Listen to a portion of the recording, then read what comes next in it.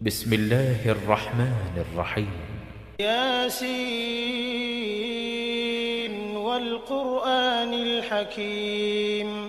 إنك لمن المرسلين على صراط مستقيم تنزيل العزيز الرحيم لتنذر قوما ما أنذر آباؤهم فهم غافلون لقد حق القول على أكثرهم فهم لا يؤمنون إنا جعلنا في أعناقهم أغلالا فهي إلى الأذقان فهم مقمحون وجعلنا من بين أيديهم سدا ومن خلفهم سدا فأغشيناهم فهم لا يبصرون وسواء عليهم أأنذرتهم أم لم تنذرهم لا يؤمنون إنما تنذر من اتبع الذكر وخشي الرحمن بالغيب فبشره بمغفرة وأجر كريم إنا نحن نحيي الموتى ونكتب ما قدموا وآثارهم وكل شيء أحصيناه في إمام مبين واضرب لهم مثلا أصحاب القرية إذ جاءها المرسلون إذ أرسلنا إليهم 2 فكذبوهما فعززنا بثالث فقالوا إنا إليكم مرسلون قالوا ما أنتم إلا بشر مثلنا وما أنزل الرحمن من شيء إن أنتم إلا تكذبون قالوا ربنا يعلم إنا إليكم لمرسلون وما علينا إلا البلاغ المبين قالوا إنا تطيرنا بكم لئن لم تنتهوا لنرجمنكم وليمسنكم منا عذاب أليم قالوا طائركم معكم أئن ذكرتم بل أنتم قوم مسرفون وجاء من أقصى المدينة رجل يسعى قال يا قوم اتبعوا المرسلين اتبعوا من لا يسألكم أجرا وهم مهتدون وما لي لا أعبد الذي فطرني وإليه ترجعون أأتخذ من دونه آلهة إن يردني الرحمن بضر لا تغن عني شفاعتهم شيئا ولا ينقذون إني إذا لفي ضلال مبين إني آمنت بربكم فاسمعون قيل ادخل الجنة قال يا ليت قومي يعلمون بما غفر لي ربي وجعلني من المكرمين وما أنزلنا على قومه من بعده من جند من السماء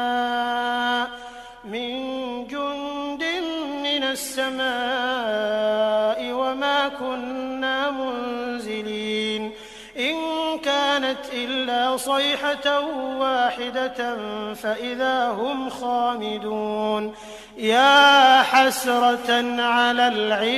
العباد ما يأتيهم من رسول إلا كانوا به يستهزئون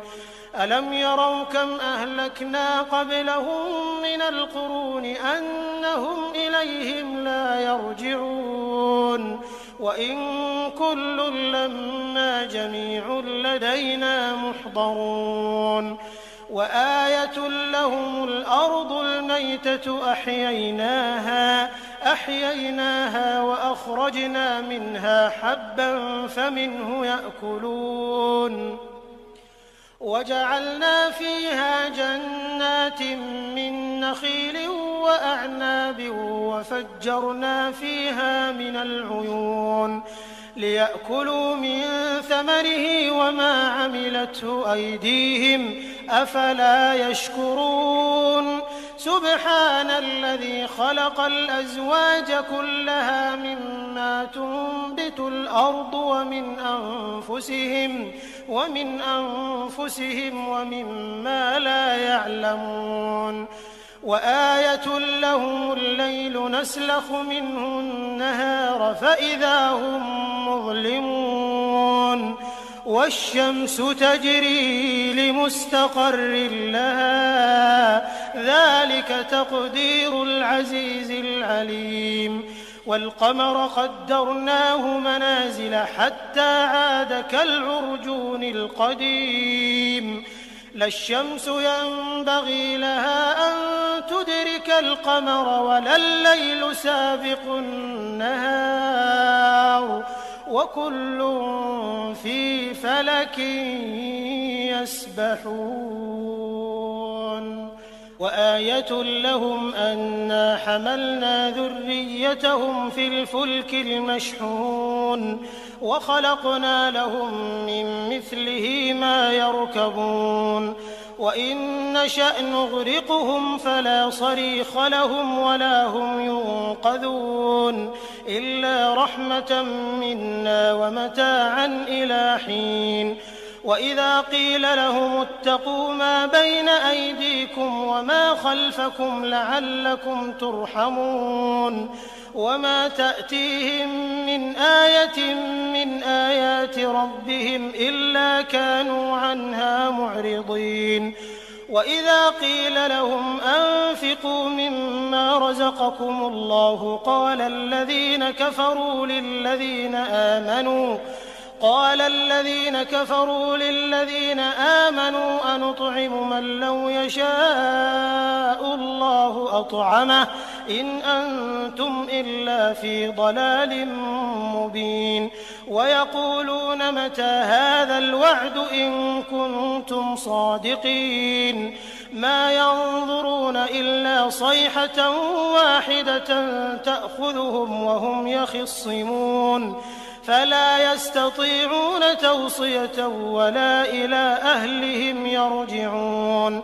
ونفخ في الصور فإذا هم من الأجداث إلى ربهم ينسلون قالوا يا ويلنا من بعثنا من مرقدنا هذا ما وعد الرحمن وصدق المرسلون إن كانت إلا صيحة واحدة فإذا هم جميع لدينا محضرون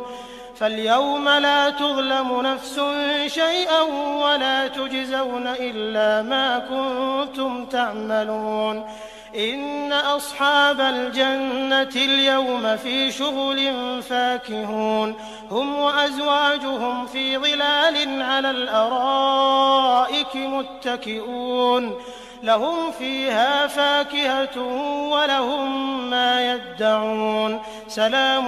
قولا من رب رحيم وامتازوا اليوم أيها المجرمون ألم أعهد إليكم يا بني آدم ألا تعبدوا الشيطان إنه لكم عدو مبين وأن اعبدوني هذا صراط مستقيم ولقد أضل منكم جبلا كثيرا أفلم تكونوا تعقلون هذه جهنم التي كنتم توعدون اصلوها اليوم بما كنتم تكفرون اليوم نختم على أفواههم وتكلمنا أيديهم وتشهد أرجلهم بما كانوا يكسبون ولو نشاء لطمسنا على أعينهم فاستبقوا الصراط فأنى يبصرون ولو نشاء لمسخناهم على مكانتهم فما استطاعوا مضيا ولا يرجعون ومن نعمره ننكسه في الخلق أفلا يعقلون وما علمناه الشعر وما ينبغي له إن هو إلا ذكر وقرآن مبين لينذر من كان حيا ويحق القول على الكافرين أولم يروا أنا خلقنا لهم مما عملت أيدينا أنعاما فهم لها مالكون وذللناها لهم فمنها ركوبهم ومنها يأكلون ولهم فيها منافع ومشارب أفلا يشكرون واتخذوا من دون الله آلهة لعلهم ينصرون لا يستطيعون نصرهم وهم لهم جند محضرون فلا يحزنك قولهم إنا نعلم ما يسرون وما يعلنون أولم ير الإنسان أنا خلقناه من نطفة فإذا هو خصيم مبين وضرب لنا مثلا ونسي خلقه قال من يحيي العظام وهي رميم قل يحييها الذي أنشأها أول مرة وهو بكل خلق عليم الذي جعل لكم من الشجر الأخضر نارا فإذا أنتم منه توقدون أوليس الذي خلق السماوات والأرض بقادر على أن يخلق مثلهم بلى وهو الخلاق العليم إنما أمره إذا أراد شيئا أن يقول له كن فيكون فسبحان الذي بيده ملكوت كل شيء وإليه ترجعون بسم الله الرحمن الرحيم الرحمن علم القرآن خلق الإنسان علمه البيان الشمس والقمر بحسبان والنجم والشجر يسجدان والسماء رفعها ووضع الميزان ألا تطغوا في الميزان وأقيموا الوزن بالقسط ولا تخسروا الميزان والأرض وضعها للأنام فيها فاكهة والنخل ذات الأكمام والحب ذو العصف والريحان فبأي آلاء ربكما تكذبان خلق الإنسان من صلصال كالفخار وخلق الجان من مارج من نار فبأي آلاء ربكما تكذبان رب المشرقين ورب المغربين فبأي آلاء ربكما تكذبان مرج البحرين يلتقيان بينهما برزخ لا يبغيان فبأي آلاء ربكما تكذبان يخرج منهما اللؤلؤ والمرجان فبأي آلاء ربكما تكذبان وله الجوار المنشآت في البحر كالأعلام فبأي آلاء ربكما تكذبان كل من عليها فان ويبقى وجه ربك ذو الجلال والإكرام والإكرام فبأي آلاء ربكما تكذبان يسأله من في السماوات والأرض كل يوم هو في شأن فبأي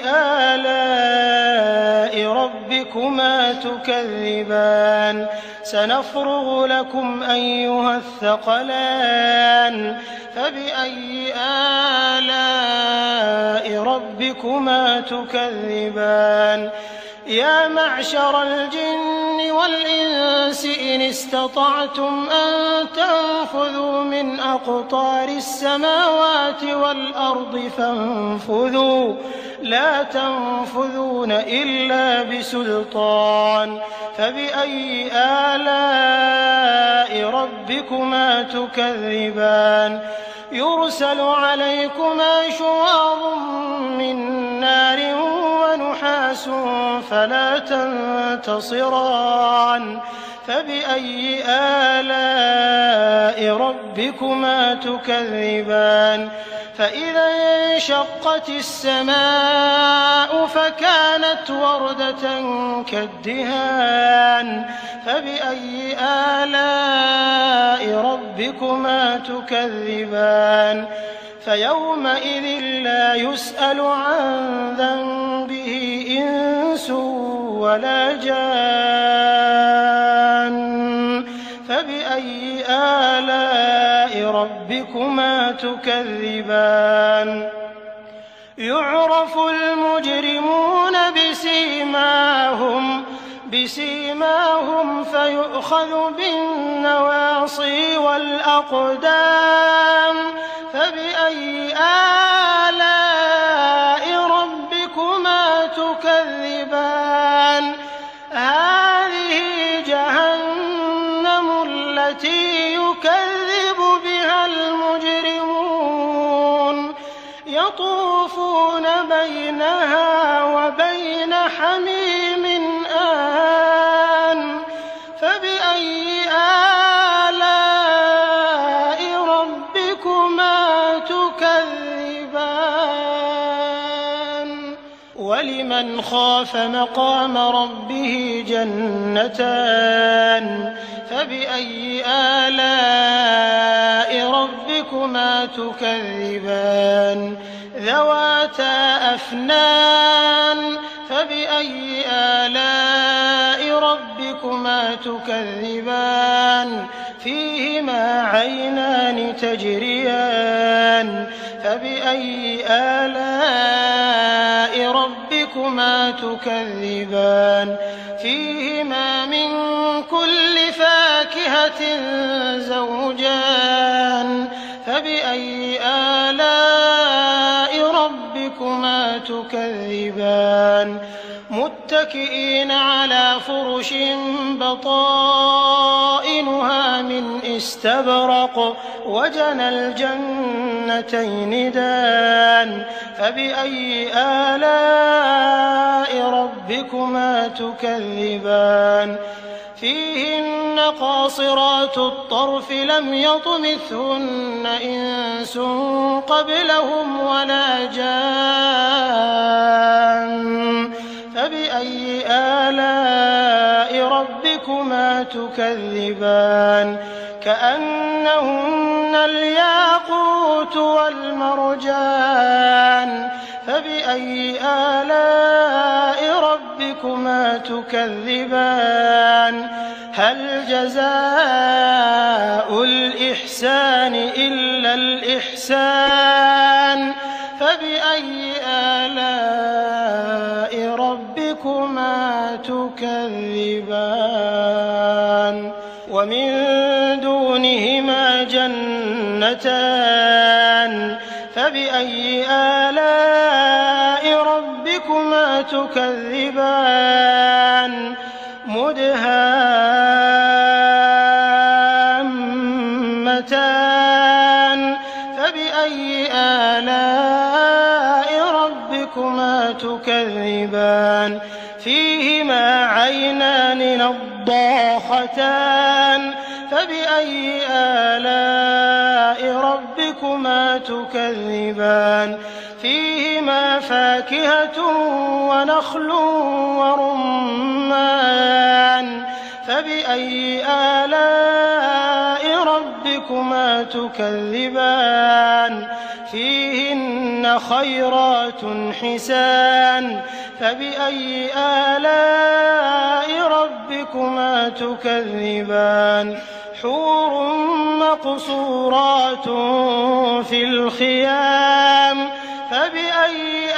آلاء ربكما تكذبان لم يطمثهن إنس قبلهم ولا جان فبأي آلاء ربكما تكذبان متكئين على رفرف خضر وعبقري حسان فبأي آلاء ربكما تكذبان تبارك اسم ربك ذي الجلال والإكرام. بسم الله الرحمن الرحيم. ياسين والقرآن الحكيم إنك لمن المرسلين على صراط مستقيم تنزيل العزيز الرحيم لتنذر قوما ما أنذر آباؤهم فهم غافلون لقد حق القول على أكثرهم فهم لا يؤمنون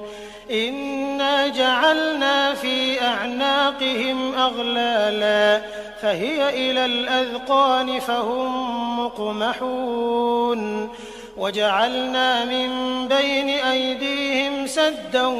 ومن خلفهم سدا فأغشيناهم فهم لا يبصرون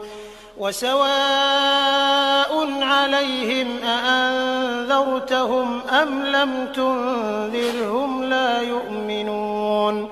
إنما تنذر من اتبع الذكر وخشي الرحمن بالغيب فبشره بمغفرة وأجر كريم إنا نحن نحيي الموتى ونكتب ما قدموا وآثارهم وكل شيء أحصيناه في إمام مبين واضرب لهم مثلا أصحاب القرية إذ جاءها المرسلون إذ أرسلنا إليهم 2 فكذبوهما فعززنا بثالث فقالوا إنا إليكم مرسلون قالوا ما أنتم إلا بشر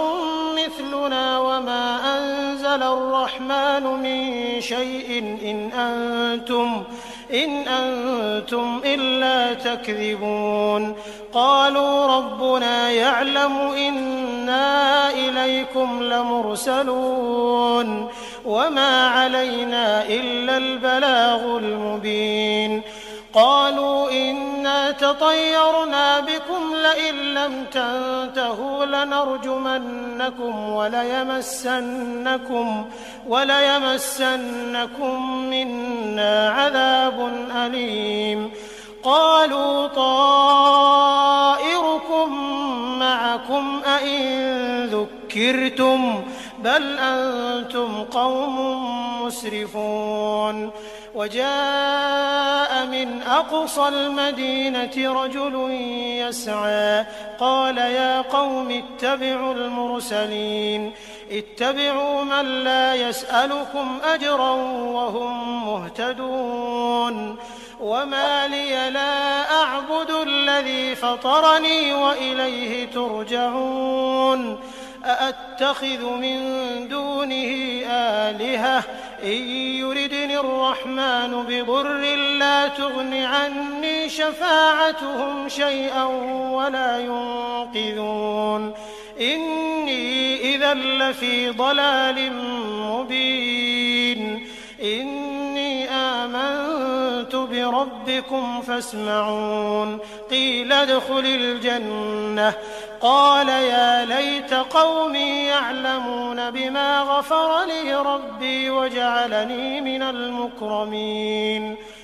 وما أنزلنا على قومه من بعده من جند من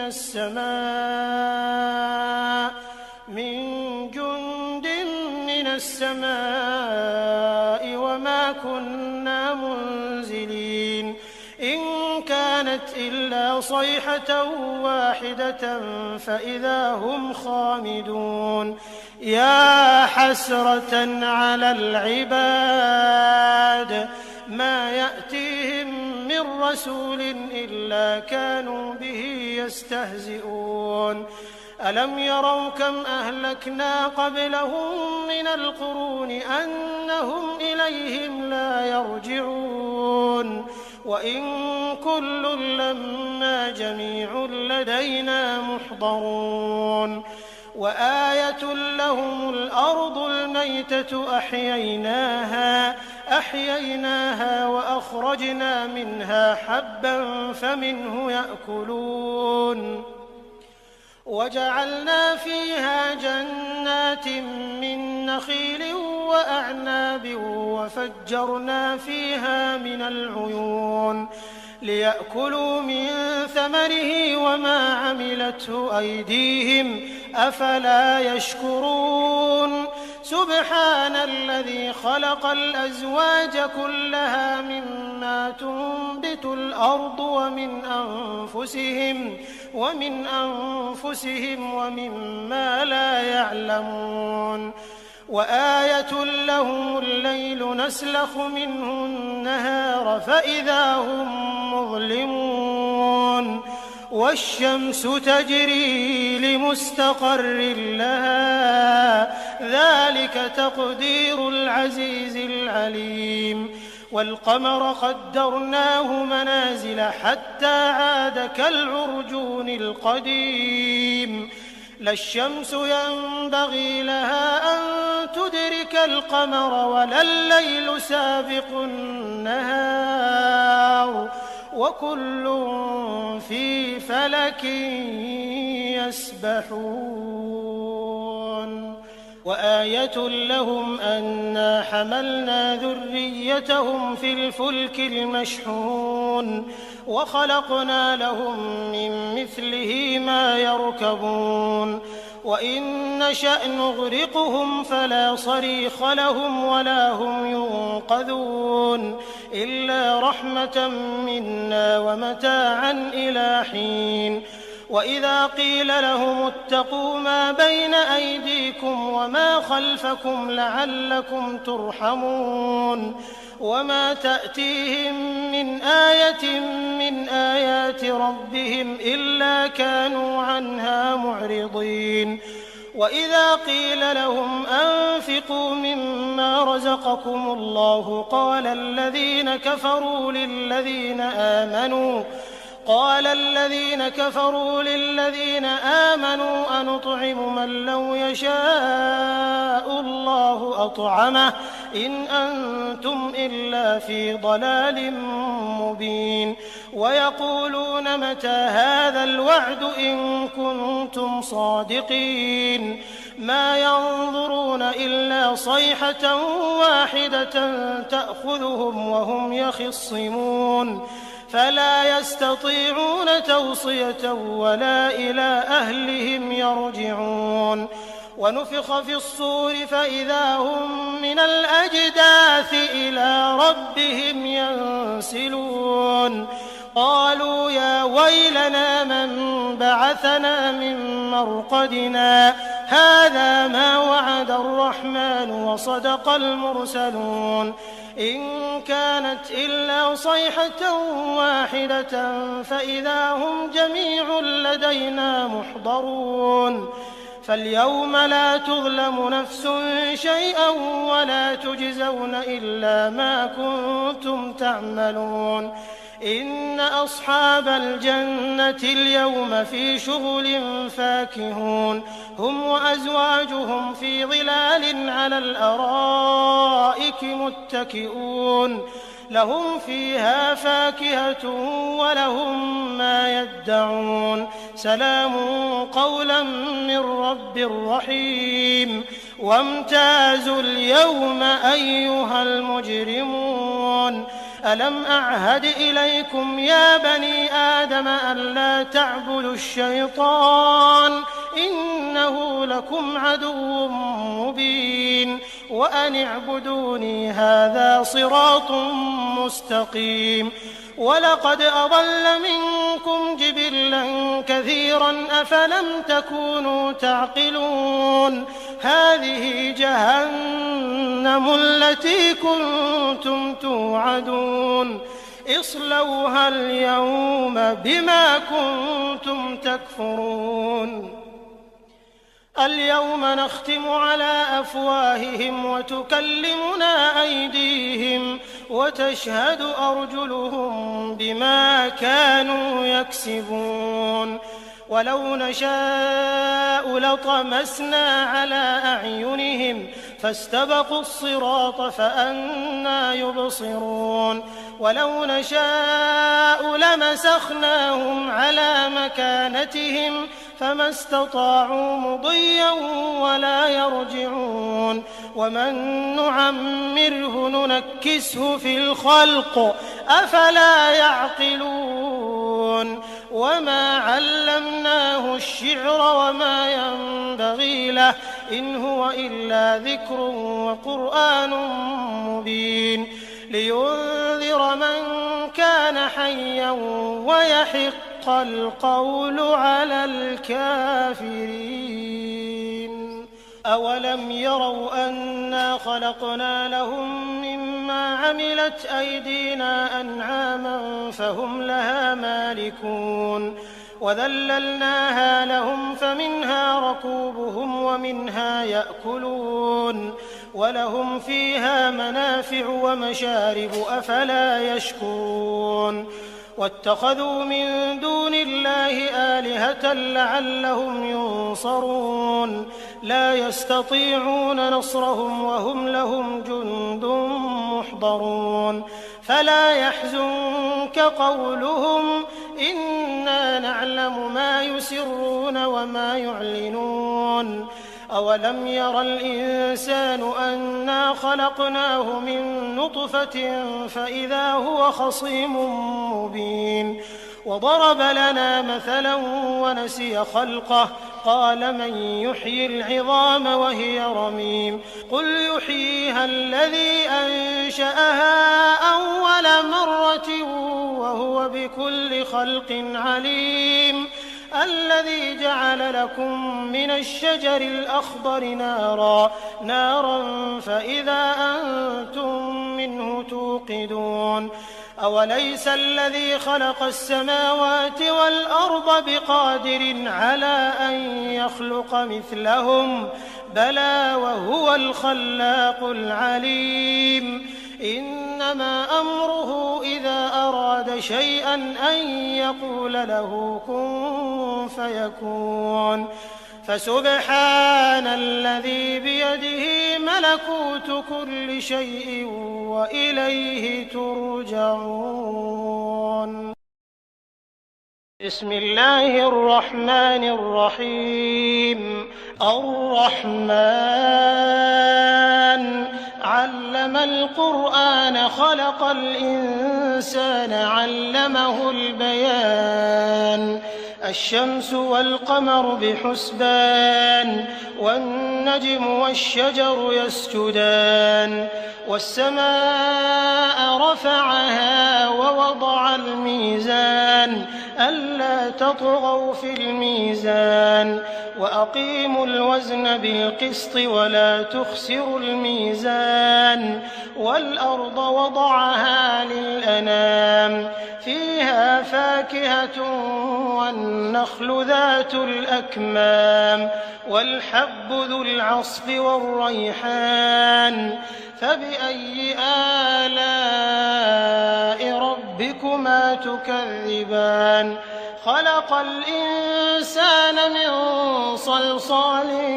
كالفخار وخلق الجان من مارج من نار فبأي آلاء ربكما تكذبان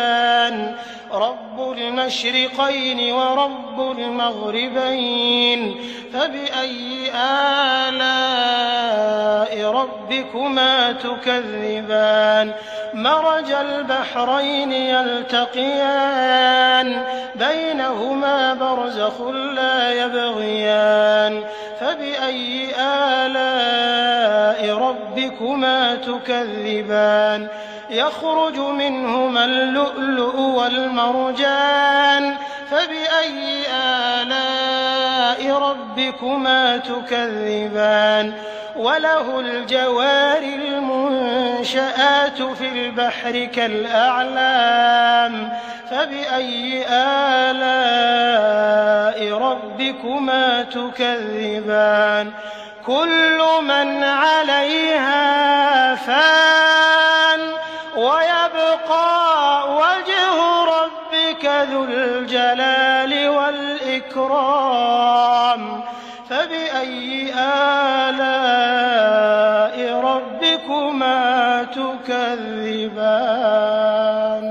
يسأله من في السماوات والأرض كل يوم هو في شأن فبأي آلاء ربكما تكذبان سنفرغ لكم أيها الثقلان فبأي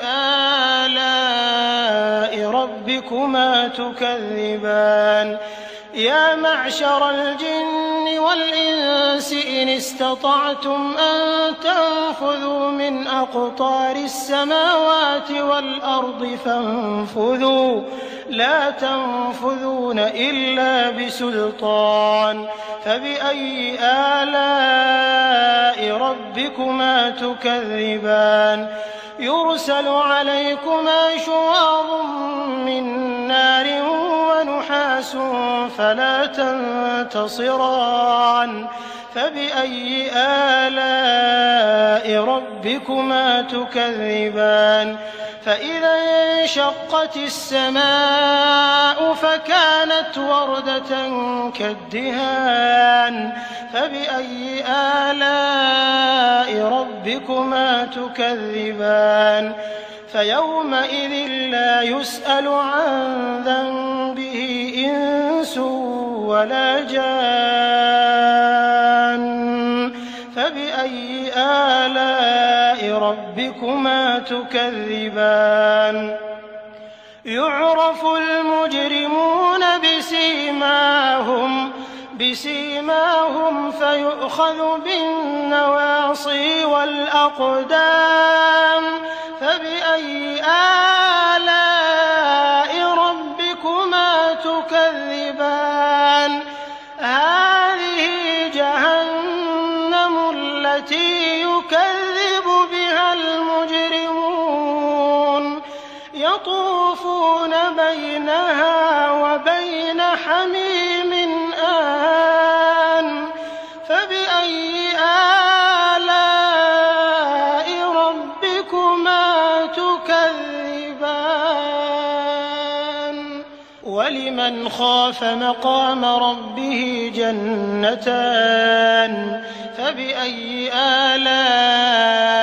ربكما تكذبان ذواتا أفنان فبأي آلاء ربكما تكذبان فيهما عينان تجريان فبأي آلاء ربكما تكذبان فيهما من كل فاكهة زوجان فبأي آلاء ربكما تكذبان متكئين على فرش بطائنها من استبرق وجنى الجنتين دان فبأي آلاء ربكما تكذبان فيهن قاصرات الطرف لم يطمثهن إنس قبلهم ولا جان فبأي آلاء ربكما تكذبان كأنهن الياقوت والمرجان فبأي آلاء ربكما تكذبان هل جزاء الإحسان إلا الإحسان فبأي آلاء ربكما تكذبان ومن دونهما جنتان فبأي آلاء ربكما تكذبان